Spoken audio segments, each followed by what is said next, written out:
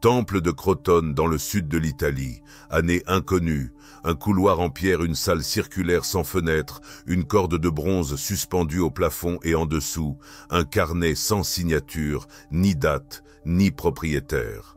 Juste une phrase gravée au fer rouge sur la première page. Celui qui vibre sur sa note ne tombe pas malade, il oublie simplement. Personne ne sait qui l'a laissé là. Personne ne l'avait touché, car ceux qui essayaient de l'ouvrir sans silence n'entendaient rien, juste une statique intérieure. L'histoire raconte que Pythagore n'est pas mort, il a simplement cessé d'émettre du son. Mais avant de disparaître, il a scellé sa dernière pensée dans un carnet qui ne peut être lu que par celui qui a cessé de chercher des réponses et qui a commencé à ressentir des questions. Quand l'âme et le corps ne résonnent plus sur la même fréquence, la maladie commence. C'est ce qu'il a écrit dans les marges de sa chambre, quelques jours avant de se taire pour toujours. Pendant des siècles, certains moines, musiciens, médecins et alchimistes ont parlé de ce carnet, mais ne l'ont jamais montré.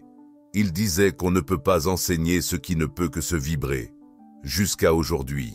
Ce que tu es sur le point d'écouter n'est pas un livre audio, c'est une résonance, un écho qui a survécu au temps parce qu'il n'a jamais été écrit pour le papier, mais pour la poitrine. Et si tu es ici, c'est parce qu'à un certain niveau, tu résonnes avec lui. Dans les prochaines minutes, tu comprendras pourquoi. Pythagore disait que l'univers n'est pas fait de choses, mais de notes, comme une simple corde pouvait restaurer l'âme d'un corps malade. Et que signifie vraiment s'accorder soi-même avant d'essayer de guérir? Ce message ne demande pas que tu y crois, seulement que tu fasses silence et écoute. Chapitre 1. Tout ce qui existe vibre. Rien n'est mort, c'est juste désaccordé. Je n'ai pas appris cela dans des papyrus, ni dans des formules, ni entre des colonnes de marbre. Je l'ai compris la première fois que j'ai vu un homme mourir alors qu'il respirait encore. Son corps était tiède, son regard serein, son cœur battait encore avec rythme, et pourtant, je savais qu'il n'était déjà plus là. Il y avait quelque chose d'invisible, comme un fil qui connectait son intérieur avec la mélodie de la vie, et ce fil s'était rompu. Non pas parce qu'il lui manquait quelque chose, mais parce qu'il ne vibrait plus. C'est alors que je me suis posé une question que personne dans le temple n'avait jamais posée auparavant. Et si la vie ne se mesurait pas en battements, mais en fréquences? Depuis ce jour, j'ai cessé de considérer le corps comme une machine et j'ai commencé à l'écouter comme un instrument. Peu importe son âge, ses os, ni son histoire. Ce qui comptait, c'était ceci. Il est en vibration. Et à quelle fréquence tout l'univers vibre? Ça, tu le sais déjà. Mais il ne s'agit pas seulement de vibrer, il s'agit de vibrer en accord avec toi. Toi aussi tu es une fréquence, toi aussi tu es une note, et chaque pensée que tu entretiens, chaque émotion que tu répètes, chaque mot que tu prononces, modifie ta vibration. As-tu remarqué comment certaines personnes te font sentir plus léger, même sans rien dire? Ou comment certains endroits te bouleversent intérieurement, même s'il n'y a aucun danger visible? Ce n'est pas une impression, c'est une vibration, c'est de l'harmonie, c'est un langage que tu n'as jamais appris, mais que ton corps a toujours parlé. J'ai passé des années à essayer de guérir de l'extérieur, herbe massage, prière, jeûne. Certains fonctionnaient, d'autres non. Jusqu'à ce que je comprenne ceci, ce qui ne vibre pas avec toi ne reste pas, ce qui n'est pas dans ta note se dégrade. Et ce qui te rend malade n'est pas ce qui te fait mal, c'est ce qui te contraint à vibrer comme ce que tu n'es pas. Une fois, j'ai vu une femme guérir simplement en entendant la note juste sur un monocorde. Rien que ça. Un ton soutenu, pur, clair. Il n'avait pas de nom, mais quand elle l'a écouté, elle a commencé à pleurer et entre deux sanglots, elle m'a dit: je ne savais pas qu'il y avait quelque chose en moi qui se souvenait de ça. Alors j'ai su que la guérison n'est pas un savoir, c'est une mémoire.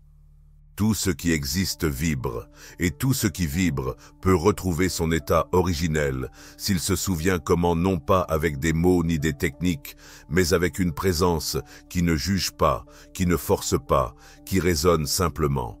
Les maladies ne sont pas des punitions ni des épreuves, ce sont des messages vibratoires, des cris du corps qui disent « Je suis hors de ma note, aide-moi à revenir ».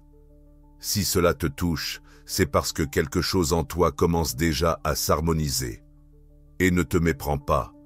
Tu n'as pas besoin d'être musicien ni mystique, tu as juste besoin d'écouter avec tes pores, avec ta poitrine, avec la vibration silencieuse qui habite ton âme.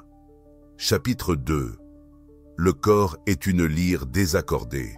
Ce n'est pas dans un livre que je l'ai compris, c'est en observant un vieil homme qui marchait sans rythme, comme si chaque pas était une note détachée des autres.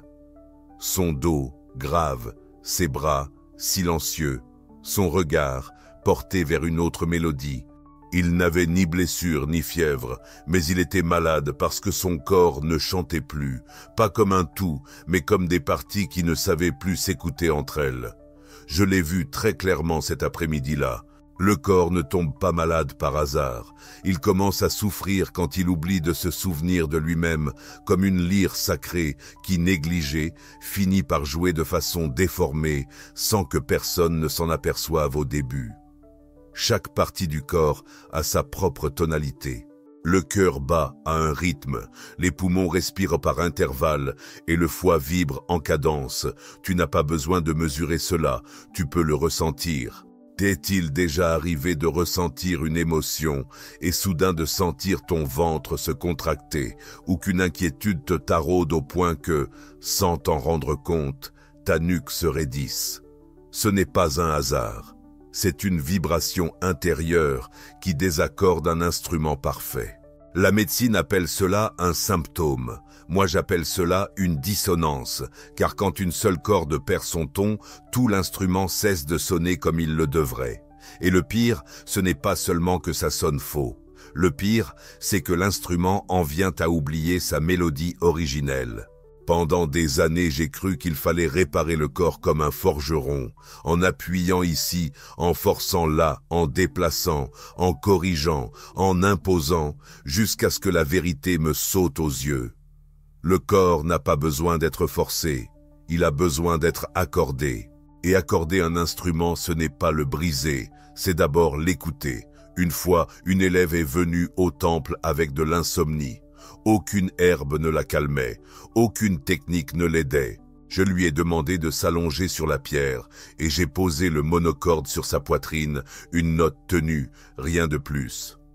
Après quelques minutes, elle s'est mise à pleurer, mais pas de tristesse. Elle pleurait comme si son corps avait retrouvé une chanson perdue. Elle a dormi là et au réveil, elle m'a dit « Je ne sais pas ce que tu as fait, mais enfin je me suis entendue. » Ce n'était pas elle, c'était son corps qui avait retrouvé la note exacte que son âme avait oublié de maintenir. Le corps n'est pas un obstacle à la guérison, c'est l'instrument lui-même. Le problème, c'est que nous le considérons comme une prison, alors qu'en réalité, c'est une cathédrale de vibrations. Chaque organe est un autel et chaque cellule une note. Et si tu apprends à écouter ce qui sonne faux, tu peux le ramener à sa justesse, sans forcer, sans craindre, simplement en accordant. L'harmonie ne s'impose pas. Elle se révèle dès que tu cesses d'interférer avec le son déjà présent en toi. Si tu ressens une douleur quelque part, demande-toi, cette partie de moi crie-t-elle ou essaie-t-elle simplement de chanter sur sa note originale sans être entendue? La maladie n'est pas le problème, c'est le signal que le corps t'envoie pour que tu le réaccordes. Et si tu écoutes avec le cœur, tu sauras quelle corde t'appelle. Chapitre 3. La voix humaine est une médecine sacrée. Chaque mot porte une fréquence, et chaque fréquence est un ordre pour le corps. Ce n'est ni dans un temple ni au cours d'une expérience que je l'ai découvert. C'était en écoutant une mère chanter. Elle n'avait ni une belle voix, ni une intonation parfaite, mais en caressant le front de son enfant malade, sa voix vibrait de sincérité. Et cela suffisait. L'enfant s'est endormi, et à son réveil, la fièvre avait disparu, non pas grâce à la musique, mais à cause de l'intention qui animait ce son. C'est là que j'ai compris quelque chose que j'avais déjà ressenti à de nombreuses reprises, mais que je n'avais jamais réussi à exprimer avec des mots. La voix n'est pas faite pour informer, Elle existe pour transformer. La médecine moderne mesure les organes, mais oublie que la voix est le premier contact que nous avons avec l'âme. Quand tu parles, tu n'émets pas seulement des sons, tu programmes, tu actives, tu crées. Le corps écoute même quand tu crois qu'il s'agit juste d'une expression. Chaque mot a un poids, et plus encore, une fréquence. Les mots que tu prononces sous le coup de la colère vibrent différemment de ceux que tu déclames avec amour. Et le corps le sait, le ressent, le garde. J'ai vu des gens tomber malades en répétant sans cesse la même histoire de douleur et d'autres guérir en prononçant, pour la première fois de leur vie, une vérité qu'ils avaient enfouie dans leur cœur. La voix n'a pas besoin d'un volume élevé pour guérir. Elle a besoin de présence. Un jour, un homme est venu au temple avec des douleurs à la poitrine. On lui avait dit que c'était dû au stress. On lui avait prescrit des toniques. Rien n'avait fonctionné.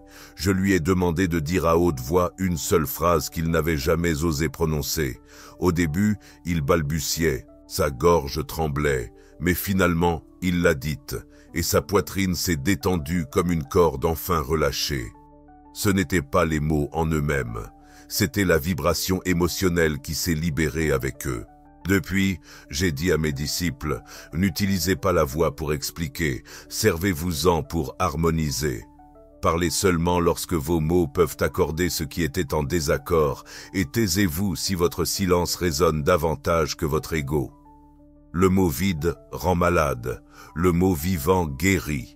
Vos cordes vocales ne servent pas uniquement à communiquer, elles vibrent avec ce que votre âme cherche à libérer. Si vous apprenez à exprimer ce que votre corps a gardé secret, vous verrez comment vos organes cessent de lutter contre vous, car ils n'ont pas besoin de médicaments, ils ont besoin que vous leur rendiez leur vraie fréquence. Vous chantez sans savoir quoi dire.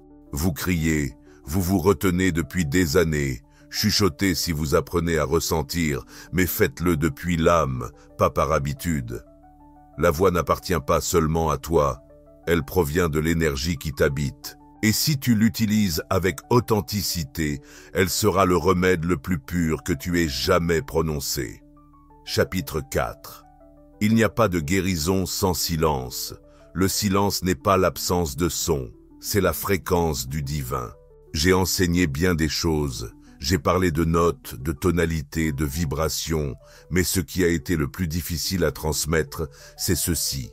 Le silence est aussi un son, sauf que tu ne l'entends pas avec les oreilles, tu le reconnais avec l'âme. J'ai appris cela dans la solitude, pas durant un cours, ni entouré d'apprentis, mais lors du retrait le plus profond de ma vie. 40 jours sans prononcer un seul mot. Au début, c'était douloureux. Non pas à cause du silence, mais à cause du tumulte intérieur qui n'avait pas encore été purifié. Des pensées, des justifications, des blessures qui parlaient sans permission. Mais au fil des jours, ce bruit s'est atténué et quelque chose de différent a commencé à émerger. Un bourdonnement, une vibration subtile, un pouls qui ne venait ni de l'extérieur ni de l'intérieur, mais d'un lieu entre les deux. Je l'ai compris. Alors, le silence n'est pas un vide, c'est une présence pure, c'est le chant originel où tout se réorganise. Quand une corde est désaccordée, parfois la pire chose à faire est de continuer à en jouer. Le mieux est de la laisser reposer, de l'écouter dans son silence et de lui permettre de se souvenir. J'ai vu des gens guérir, non pas en parlant, en chantant ou en bougeant, mais en restant assis dans le silence et en ne fuyant pas ce qu'ils entendaient là. Le silence révèle des choses que les mots abîment, et si tu apprends à le maintenir sans le forcer, sans le remplir, tu verras comment ton système commence à se recalibrer de lui-même. Une fois, une élève m'a dit « Maître, j'ai l'impression de ne plus être rien ». Et je lui ai répondu, alors, tu peux déjà tout écouter, car ce n'est que lorsque l'esprit se tait que la vibration de l'âme peut prendre sa place. Et ce n'est qu'à cet instant que la guérison cesse d'être un effort pour devenir une conséquence naturelle. Rien ne vibre plus haut que le silence sacré. La maladie a besoin de bruit pour se maintenir, dispute, déni, auto-tromperie. Mais lorsque le silence s'installe, ce bruit perd son pouvoir et ce qui était déséquilibré commence à revenir à sa note d'origine. C'est pourquoi, avant toute méthode, j'ai prescrit le silence, un silence conscient, un silence sans jugement, un silence qui vibre. Et si aujourd'hui tu es ici à l'attente d'une technique, d'un mantra, d'une formule, je vais te dire la chose la plus simple et la plus redoutée. Assieds-toi en silence et écoute ce que tu n'as pas encore voulu entendre. C'est là que commence la véritable guérison. Tu chantes sans savoir quoi dire, tu cries en te retenant depuis des années, chuchote si tu apprends à ressentir, mais fais-le depuis l'âme, pas par habitude. Ta voix ne t'appartient pas seulement, elle appartient à l'énergie qui t'habite. Si tu l'utilises avec sincérité, elle sera le remède le plus pur que tu aies jamais prononcé. Chapitre 5. Le nombre guérit aussi. Tout ce qui vibre a des proportions. Tout ce qui a des proportions peut être accordé. Je n'ai pas inventé les mathématiques, je les ai seulement entendues pour la première fois sous forme d'harmonie. C'était une nuit alors que j'accordais le monocorde. Une seule corde sur une caisse vide, émettait un son si pur, si précis, que j'ai senti le temps s'arrêter dans la pièce. Et lorsque j'ai placé ma main au milieu de la corde, le son a changé. Il est devenu plus aigu, plus haut, mais tout aussi pur. J'ai répété cela avec d'autres proportions. 1, 2, 3. Et à chaque fois, la musique s'organisait. Et alors je l'ai vu. La vibration est régie par des proportions, et le corps aussi. La géométrie n'est pas une invention. C'est la trace d'une intelligence qui organisait déjà l'univers bien avant que tu ne saches comment le nommer. Ton cœur ne bat pas par hasard. Tes poumons ne respirent pas de façon désordonnée. Tes pas, ta voix, tes pensées, tout a un rythme. Et quand ce rythme se brise, le chaos commence. C'est pourquoi lorsqu'on me demandait « Quelle technique utilises-tu pour guérir ?» je ne répondais pas avec des remèdes. Je disais rythme, proportion, intervalle, mathématiques vivantes. Certains me traitaient de fou, d'autres de sorcier. Mais ceux qui restaient dans le temple, ceux qui apprenaient à écouter avec le cœur, voyaient comment la musique, le nombre et le silence commençaient à réorganiser leurs organes, leurs pensées et leurs émotions. Tu ne l'as jamais ressenti. Ce moment où tu entends une mélodie et sans savoir pourquoi, quelque chose en toi s'aligne. Ce ne sont pas les paroles, ce n'est pas l'émotion, c'est la proportion sacrée cachée derrière le son. Le nombre n'est pas une idée, c'est une vibration ordonnée. Quand le corps est malade, il n'est pas brisé, il est hors de proportion. Et si tu peux lui redonner sa mathématique d'origine, même avec un son, avec une respiration rythmée, avec une marche consciente, quelque chose à l'intérieur commence à se souvenir. C'est ça, la guérison. Non pas imposer, non pas réparer, mais permettre au rythme qui soutient l'univers de soutenir aussi ton corps. Respire comme si ta respiration avait un tempo. Marche comme si tes pas étaient une prière rythmée. Parle comme si chaque mot portait un intervalle sacré et tu verras ta vie résonner comme une chanson qui t'a toujours appartenu, mais que tu n'avais jamais accordée. Le corps est une partition oubliée, mais tu peux encore la rejouer. Chapitre 6. L'émotion est une vibration enracinée. Tu ne te sens pas triste, tu es en résonance avec une fréquence que tu as oublié de changer. J'ai enseigné que tout vibre, que le corps est une lyre, que la maladie n'est qu'une dissonance, mais il existe une vibration plus subtile, plus silencieuse, plus dangereuse, la vibration de l'émotion non exprimée. Je l'ai apprise non pas dans une salle de classe, mais lors d'une promenade. Je me souviens d'un jour au temple où je marchais au crépuscule quand j'ai vu un de mes plus jeunes disciples assis sous un arbre. Son dos était tendu, ses mains entrelacées, comme si elles soutenaient quelque chose d'invisible. Je lui ai demandé ce qu'il ressentait, mais il n'a pas répondu. Il a juste dit « Je vais bien ». Mais son corps vibrait autrement, pas comme lui-même, plutôt comme une corde que quelqu'un d'autre faisait vibrer de l'intérieur. Je me suis assis à ses côtés et je ne lui ai plus parlé. J'ai seulement attendu jusqu'à ce qu'une heure plus tard il commence à pleurer, sans explication, sans récit, juste l'émotion, se libérant en silence. C'est à ce moment-là que j'ai compris, les émotions ne disparaissent pas, elles restent ancrées, vibrant dans le corps, tant que tu ne prends pas le temps de les écouter. La médecine les ignore, l'esprit les rationalise, mais le corps, lui, les enregistre. J'ai vu de la colère dans le foie, de la tristesse dans les poumons, de la culpabilité dans les reins, de la honte dans la voix et de l'abandon dans la peau. J'ai vu comment un simple souvenir non exprimé peut vibrer pendant des années jusqu'à se transformer en tension, rigidité, maladie. Et le pire, c'est que beaucoup appellent cela normal. C'est comme ça que je suis, c'est mon caractère. J'ai toujours été comme ça, mais non. Tu n'es pas né vibré de peur, d'anxiété ou d'autopunition. Cette vibration, tu l'as adoptée quand quelqu'un ou quelque chose t'a éloigné de ta note originelle. Et comme tu ne savais pas comment revenir, tu es resté là, vivant sur une fréquence étrangère, habitant un ton qui ne t'appartient pas. Une fois une femme est arrivée au temple avec une lourdeur sur la poitrine. Elle avait tout essayé, tisane, prière, médecine, rien ne l'apaisait. Je lui ai demandé de s'allonger sur la pierre, non pas pour la guérir, mais pour l'écouter. Et pendant qu'elle respirait, je lui ai demandé « Quelle partie de toi n'a pas été entendue ?» Elle n'a pas répondu, elle a juste fermé les yeux et laissé son corps parler. Un léger tremblement dans sa gorge, un spasme dans son abdomen, un soupir long comme des siècles. Et alors je l'ai compris. C'était une émotion emprisonnée, vibrant depuis des années, se maintenant tant bien que mal attendant d'être libérée. Ce n'était pas une technique, ce n'était pas une méthode, c'était de la présence, de l'écoute, de la permission. C'est cela qui a guéri. Les émotions n'ont pas besoin d'explication, elles ont besoin d'espace pour vibrer. Ne les bloque pas, ne les juge pas, ne les nie pas, contente-toi de les observer. Respire-les et, quand elles sont prêtes, laisse-les s'en aller. L'âme ne tombe pas malade parce qu'elle ressent, elle tombe malade parce qu'elle étouffe ce qu'elle ressentait.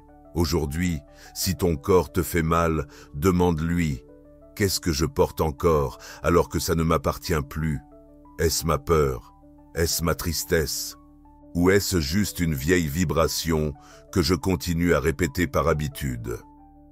Parfois guérir, c'est simplement dire à voix haute ce que tu ne t'es jamais permis de ressentir en silence. Chante même si tu chantes faux, pleure même si tu ne comprends pas, tremble même si tu ne sais pas pourquoi. Tout cela est musique, tout cela est l'âme qui libère ses tonalités, car l'émotion réprimée ne disparaît pas, elle se cristallise, et seul l'amour conscient peut la faire vibrer de nouveau. Le corps garde tout ce que l'âme n'a pas pu soutenir. Et si tu veux guérir, ne cherche pas de réponse à l'extérieur. Accueille simplement l'émotion, ressens-la et recommence à vibrer en étant toi-même. Chapitre 7. L'âme tombe malade lorsqu'elle oublie sa note. La maladie n'est pas toujours une erreur. Parfois, c'est un appel à revenir. Je n'ai jamais été le plus fort ni le plus sage. J'ai juste été celui qui a osé écouter ce qu'il ne voulait pas accepter. Et il y a eu un moment dans ma vie, je ne l'oublie pas, où j'ai cessé d'être moi. Non pas par lâcheté, mais par amour mal compris, par peur, par désir, de rentrer dans un moule qui ne m'appartenait pas. Et pendant des mois, même si je continuais à enseigner, même si ma voix semblait encore ferme, je savais que mon âme ne vibrait plus sur sa note. Mon corps me faisait mal non pas à cause d'une maladie visible, mais à cause d'une déconnexion intérieure. C'était comme si chaque partie de moi jouait la même chanson, mais sur une autre tonalité, comme si je vivais en dehors de ma vraie fréquence.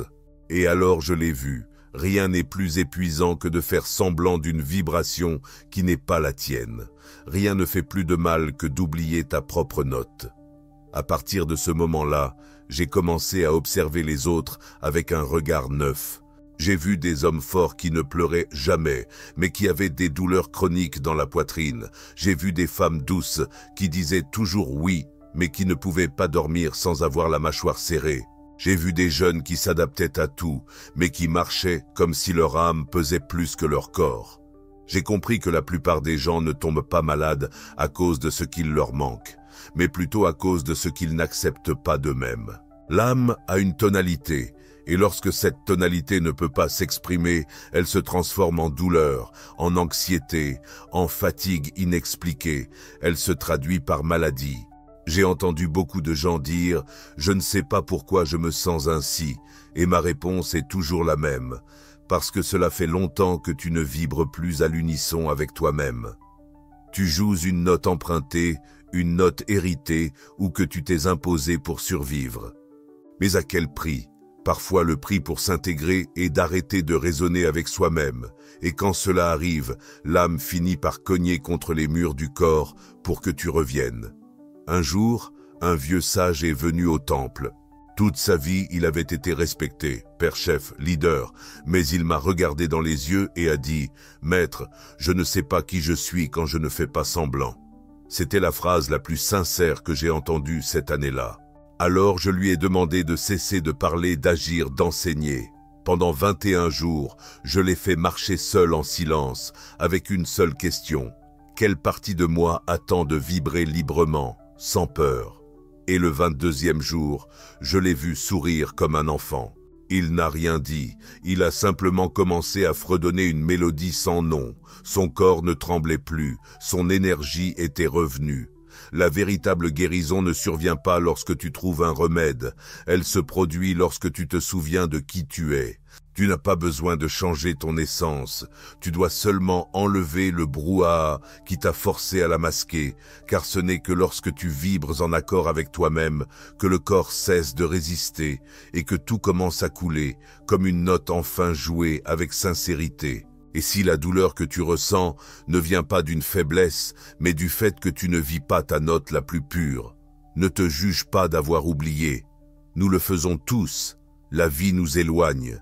Mais l'âme n'arrête jamais d'émettre sa fréquence. Elle attend simplement que tu t'arrêtes et que tu l'écoutes à nouveau. Retrouve ta note, c'est là que commence le véritable remède. Chapitre 8. Écoute avant d'agir. Avant de poser la main, tends l'oreille. Avant de parler, ouvre ton âme. Beaucoup sont venus à moi en quête de solutions rapides, pratiques, définitives. Maître, comment puis-je guérir cette partie du corps? Quelle herbe utiliser pour cette douleur? Quelle note jouer pour cette tristesse? Et pendant longtemps, j'ai répondu enseigner, guider, jusqu'à ce qu'un jour, je me surprenne à répéter des formules sans présence.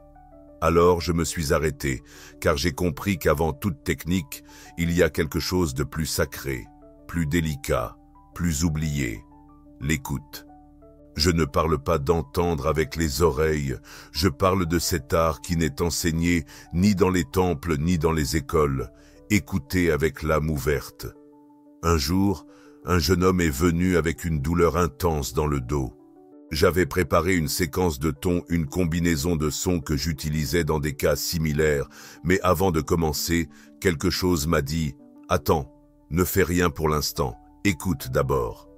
Alors je l'ai observé, sa respiration, sa posture, son regard, et j'ai remarqué qu'il n'avait pas besoin de son, il avait besoin de silence. Alors je n'ai rien fait. Je me suis simplement assis face à lui et nous sommes restés silencieux pendant 30 minutes. Quand il s'est levé, son dos ne lui faisait plus mal. Il m'a regardé, surpris, et a demandé « Que faisais-tu » Et je lui ai répondu « Rien, je t'ai juste tellement écouté que tu as commencé à t'écouter toi-même. » Le corps commence à guérir quand enfin quelqu'un l'écoute sans essayer de le corriger. Parfois, la chose la plus aimante que tu puisses faire pour quelqu'un, ce n'est ni le toucher, ni lui donner des conseils, ni le diriger. C'est l'écouter suffisamment pour que sa vibration sente la permission de se réajuster. On nous a appris à agir face à la douleur, à intervenir, à nous dépêcher. Mais la fréquence ne s'impose pas, elle se reconnaît, et elle ne se reconnaît que dans le silence qui écoute. Écoute l'autre avant de vouloir le guérir. Écoute ton corps avant de vouloir le corriger. Écoute ton émotion avant de vouloir la faire taire. J'ai commis des erreurs, j'ai trop intervenu trop tôt, j'ai voulu résoudre ce qui avait juste besoin de présence, et j'ai appris que tout ne doit pas être guéri. Certaines choses doivent être accompagnées jusqu'à ce qu'elles se rééquilibrent d'elles-mêmes. La musique la plus parfaite ne naît pas de la technique, mais de l'écoute totale entre celui qui joue et celui qui vibre. Il en va de même pour le corps, pour l'âme, pour la maladie. La véritable écoute est un acte d'amour qui réorganise le chaos sans le toucher. Alors, avant d'agir, demande-toi, est-ce que j'écoute vraiment ou est-ce que j'essaie de faire disparaître quelque chose que je n'ai même pas compris? La vraie médecine ne commence pas par l'action, elle commence par la présence, par le silence, par une fréquence d'amour qui ne cherche pas à réparer, juste à accompagner. Chapitre 9. L'harmonie guérit ce que la logique ne peut pas. La logique peut expliquer le corps, mais seule l'harmonie peut soutenir l'âme. Quand j'étais jeune, je cherchais des raisons à tout. Pourquoi cette personne est-elle tombée malade? Pourquoi cet enfant ne grandissait-il pas? Pourquoi ce vieil homme ne trouvait-il pas le repos? Et plus je cherchais des réponses dans la logique, plus je m'éloignais de la vérité invisible, jusqu'au jour où je suis entré dans une salle où l'on jouait de la musique parfaitement accordée. La lumière traversait doucement une ouverture et un groupe de personnes malades se reposait paisiblement dans le silence. Il n'y avait ni traitement, ni technique, seulement de l'harmonie. J'ai vu certains commencer à mieux respirer, d'autres à dormir pour la première fois depuis des semaines, et l'un d'eux a pleuré doucement. C'est là que j'ai compris. L'harmonie guérit sans besoin d'explication, car l'harmonie est un souvenir, un ordre originel. C'est le langage que l'âme reconnaît, même lorsque l'esprit ne le comprend pas. La logique construit des hôpitaux, mais l'harmonie engendre la guérison. J'ai vu des gens guérir simplement en entrant dans un espace sacré, sans qu'on les touche. J'ai vu des yeux s'éclairer en contemplant une fleur parfaite. J'ai vu l'âme revenir dans le corps simplement en entendant une mélodie qui contenait sa fréquence oubliée. La médecine ne peut pas l'expliquer, mais l'âme n'a pas besoin d'explication, elle a juste besoin de résonance. Parfois, la maladie ne répond pas parce qu'on cherche des solutions avec l'esprit, alors que ce dont ton corps a besoin, c'est de beauté d'ordre, de silence, de symétrie, de vibration juste. La beauté n'est pas là pour décorer, elle est là pour guérir. La géométrie sacrée que nous étudions n'est pas seulement une philosophie, c'est une médecine énergétique. Le cercle, la spirale, la proportion dorée, tout cela vibre, tout cela transmet de la cohérence. Et quand ton corps entre en contact avec ce qui est cohérent, il se réorganise, il se relâche. Souviens-toi, c'est ça l'harmonie. Ce n'est pas seulement du son, c'est une forme, un acte, une intention. C'est le oui profond que ton corps attend de ressentir dans un monde plein de bruit.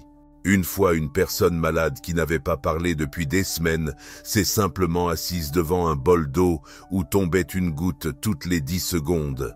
Rythmique, sereine, hypnotique.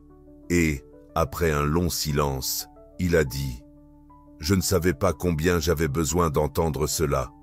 Il ne parlait pas de la goutte, il parlait de la cohérence que cette goutte lui a rendue, de la fréquence juste que son âme a reconnue comme chez elle. L'harmonie ne s'impose pas, elle se révèle, et quand elle le fait, tu n'as plus besoin d'agir, il suffit de te laisser traverser. Alors si tu ne sais pas comment guérir, ne cherche pas à faire plus d'efforts, cherche l'harmonie dans ton environnement, dans ta nourriture, dans ton rythme, dans tes mots, dans ta manière de toucher et d'être touché. Car quand la vibration s'aligne avec la beauté, le corps n'a plus besoin de se défendre. Et souviens-toi, la logique peut convaincre, mais seule l'harmonie peut transformer. Chapitre 10. La fréquence de la gratitude répare ce que la peur a abîmé. Là où vibre la gratitude, la blessure perd de son pouvoir. Beaucoup me demandent quel ton utiliser pour guérir, quel bol frapper, quelle note émettre. Et je leur réponds parfois par un paradoxe. Le ton le plus élevé n'est pas toujours un son. Parfois, c'est un sentiment profond. Et ce ton, cette vibration silencieuse qui transforme le plus, c'est la gratitude. Je ne parle pas de dire merci avec la bouche, ni de dresser des listes pour se forcer à voir le bien. Je parle d'une fréquence intérieure qui s'active lorsque l'âme cesse de lutter et commence à accueillir. Je l'ai moi-même découverte à un moment où je n'avais rien à remercier. J'avais perdu un être cher, mon corps était épuisé et mon esprit vide. Et pourtant, dans ce silence intérieur, j'ai ressenti une légère vibration, comme un pouls chaud dans ma poitrine. Ce n'était pas la paix, ce n'était pas l'amour, c'était une présence qui me disait « tu es encore là ». Et cela suffisait. C'était de la gratitude, non pas pour quelque chose de précis, mais pour le simple fait d'exister en cet instant. Et depuis ce jour, j'ai compris quelque chose qu'aucune formule ne m'avait enseigné. La gratitude n'est pas une émotion, c'est une fréquence qui répare, qui nettoie, qui rend au corps sa note originelle. J'ai vu des malades résister à tout traitement jusqu'à ce qu'ils commencent à remercier, non pas pour la maladie, mais pour ce qu'ils découvraient à travers elle. Et quelque chose changeait. Leurs cellules cessaient de se défendre, leurs muscles se relâchaient, leurs vibrations s'élevaient, la peur ferme, la gratitude ouvre. Tu ne peux pas maintenir la peur et la gratitude en même temps. L'un annule l'autre. Et lorsque tu choisis de remercier, même pour le plus léger rayon de lumière, tu réorganises tout ton champ vibratoire. Une fois, j'ai demandé à un disciple de ne pas dire merci avec des mots. Je lui ai demandé de le dire avec son corps. À quoi ressemble un corps reconnaissant? Comment marche-t-il? Comment respire-t-il? Et en pratiquant cela, quelque chose en lui a commencé à guérir. De plus, le corps reconnaît la gratitude comme un permis de ne plus se défendre, de lâcher prise, de faire confiance, de se régénérer. Ne remercie pas seulement lorsque les choses vont bien. Remercie pour l'apprentissage, pour l'erreur, pour la douleur, qui t'a appris ta vraie valeur, et alors tu découvriras que la gratitude n'est pas une conséquence, c'est une cause. Lorsque tu remercies, ta fréquence s'élève, et quand elle s'élève, tout ce qui ne vibre pas avec toi se dissout. Fais de la gratitude une habitude vibratoire, une posture énergétique, une offrande silencieuse à l'univers, car là où il y a de la gratitude, la maladie ne peut pas s'installer. Et si aujourd'hui tu ne sais pas par où commencer, ne fais pas de liste. Ferme simplement les yeux, pose ta main sur ta poitrine et dis doucement « Je suis vivant, j'écoute ». Et cela, c'est déjà de la médecine. Chapitre 11. La guérison commence quand tu cesses de te battre avec ce que tu es. Tu n'es pas brisé. Tu es fatigué de te nier. Moi aussi, j'ai voulu me changer pendant des années, être plus ferme, plus doux, plus sage, moins craintif. Je me regardais comme un instrument imparfait et chaque jour j'essayais de me corriger avec discipline, exigence et culpabilité jusqu'à ce qu'un jour je me sois assis devant un bol. J'ai frappé son bord doucement et cela n'a pas bien sonné. J'ai essayé encore et encore, plus fort sous un angle différent, rien. Et alors sans réfléchir, je l'ai laissé en silence. Je ne l'ai pas forcé, je ne l'ai pas corrigé, j'ai juste attendu. J'ai respiré avec lui et après quelques minutes, il a produit un son clair rond parfait et j'ai compris. Parfois, l'instrument ne sonne pas mal parce qu'il est brisé, mais parce que tu essaies de le faire sonner comme il n'est pas. Il en va de même pour toi, pour ton corps, pour ton histoire, pour tes émotions.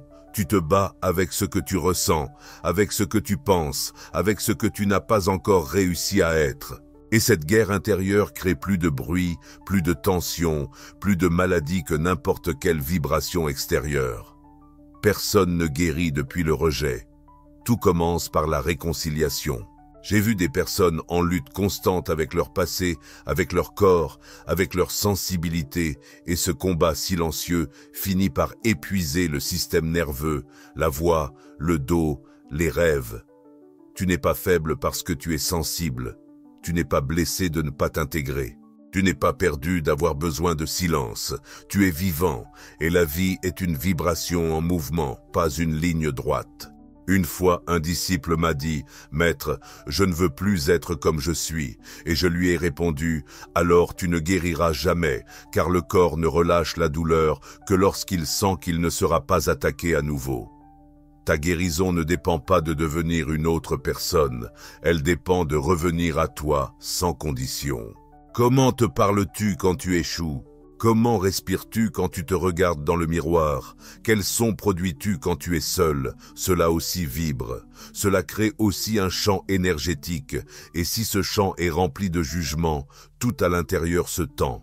L'harmonie arrive lorsque tu cesses d'exiger la perfection et que tu commences à honorer la vérité. La véritable guérison commence lorsque tu lâches la nécessité de te corriger et que tu oses t'accepter tel que tu es maintenant, sans masque, sans effort, sans lutte. Non pas comme une renonciation, mais comme une reconnaissance, car tout ce que tu continues à rejeter en toi continuera de vibrer en conflit. Si aujourd'hui tu ressens une douleur, demande-toi, est-ce que j'essaie de changer cette partie ou suis-je prêt à l'aimer jusqu'à ce qu'elle s'accorde d'elle-même? Parfois, la médecine n'est pas un nouveau traitement, c'est un nouveau ton intérieur, celui de la tendresse envers soi. Personne ne guérit en se battant, mais tout le monde commence à guérir lorsqu'il se laisse en paix. Chapitre 12. Tu ne guéris pas pour redevenir celui que tu étais autrefois. Tu guéris pour devenir celui que tu as toujours été. La maladie ne t'éloigne pas de toi, elle indique où tu t'es abandonné. Beaucoup arrivent avec une demande. Je veux redevenir celui que j'étais avant, quand j'avais de l'énergie, quand je n'avais pas mal, quand je n'avais pas peur. Et je les écoute avec respect, avec compassion, mais au fond, je sais que ce n'est pas cela que leur âme recherche. Parce que tu n'es pas venu dans cette vie pour être comme avant. Tu es venu te souvenir de celui que tu as oublié, incarner celui que tu as réduit au silence, libérer celui que tu as enfermé lorsque tu as cessé de vibrer dans ta vérité. La maladie n'est pas une déviation, c'est une flèche, un signe, un message. Elle ne te demande pas de revenir, elle te demande de récupérer ce que tu as abandonné. J'ai aussi essayé de revenir à mon corps de jeunesse, à ma voix claire, à ma certitude. Mais j'ai compris, après de nombreuses nuits en silence, que guérir n'est pas se reconstruire, c'est renaître sans les masques. Une fois, un vieil homme dans le temple m'a dit « Maître, je me suis guéri, mais je ne suis plus le même. » Et je lui ai répondu « Alors tu as vraiment guéri, car celui que tu étais était fait de défense. Celui que tu es maintenant vibre dans la présence. La véritable guérison ne te ramène pas, elle te révèle. » Chaque fois que le corps se brise, il te donne une opportunité, continuer à faire semblant d'être celui que tu crois devoir être, ou enfin devenir celui que tu es vraiment. J'ai vu des personnes cesser d'avoir des symptômes, mais rester malades parce qu'elles n'ont jamais lâché l'ancienne version d'elles-mêmes. Et j'ai vu d'autres guérir en profondeur, même si leur corps avait encore mal, parce qu'elles ne luttaient plus contre leur transformation.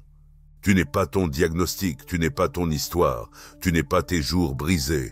Tu es la note originale qui se cache sous tout cela, attendant d'être soutenue sans honte. Guérir n'est pas effacer, c'est intégrer. Et cette intégration se réalise lorsque tu cesses de désirer ce qui était auparavant et que tu commences à honorer ce qui naît en toi maintenant, sans comparaison, sans nostalgie, sans peur. Qui serais-tu si tu cessais de porter tes anciennes fréquences? Qui serais-tu si tu cessais de vibrer en mode défense?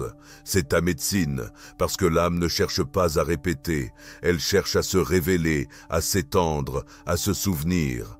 Aujourd'hui, si quelque chose en toi ne s'ajuste plus, ne le repousse pas en arrière, laisse-le tomber, et dans l'espace qui reste, écoute. Là commence la vraie note, là commence ta musique, et avec elle, ta guérison. Ne retourne pas en arrière. Vibre si profondément que le monde doive te redécouvrir. Si tu es arrivé jusqu'ici, ce n'est pas par curiosité ni par hasard. C'est parce que quelque chose en toi résonnait déjà avec cela, avant même que tu ne commences à l'écouter. Ce manuscrit n'a pas été écrit pour informer. Il a été écrit pour activer, pour rappeler, pour accorder.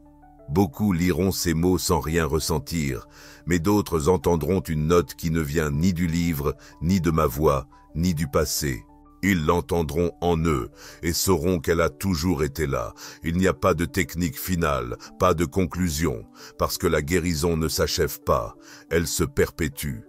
comme une corde qui continue de vibrer même après que tu ne la touches plus. Tu n'as pas besoin de répéter ce que tu as lu.